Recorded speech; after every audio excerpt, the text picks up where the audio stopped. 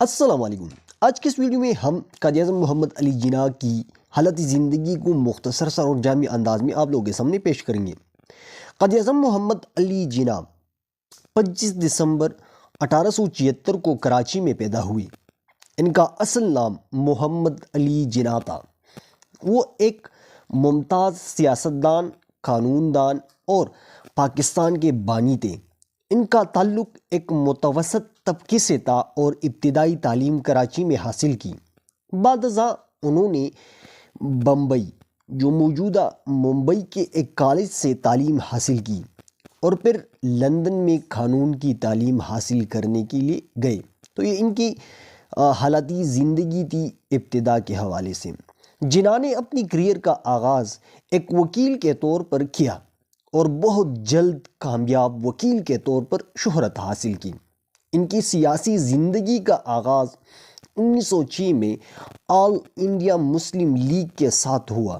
ابتدا میں وہ کانگریس کے رکن تھے اور ان کا مقصد ہندوستان کے تمام اقوام کے درمیان ایک جمہوری نظام قائم کرنا تھا، لیکن بعد میں انہوں نے محسوس کیا کہ مسلمانوں کے حقوق کا تحفظ صرف مسلمانوں کی علیحدہ سیاسی تنظیم کے ذریعے ممکن ہے۔ پھر اس کے بعد قائد اعظم نے 1930 کی دہائی میں مسلمانوں کے لیے علیحدہ ریاست کے خیال کو فروغ دیا اور 1940 میں لاہور میں آل انڈیا مسلم لیگ کے اجلاس میں پاکستان کے قیام کا مطالبہ کیا۔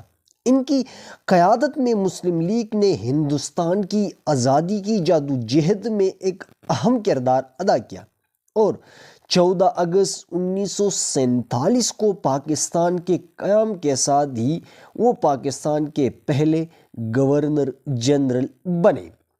قائد اعظم محمد علی جناح کی سیاسی حکمت عملی، ایمانداری اور عزم نے انہیں ایک عظیم رہنما کے طور پر شناخت دلائی۔ وہ 11 ستمبر 1948 کو کراچی میں وفات پا گئے، لیکن ان کی خدمات اور نظریات آج بھی پاکستان میں یاد کیے جاتے ہیں۔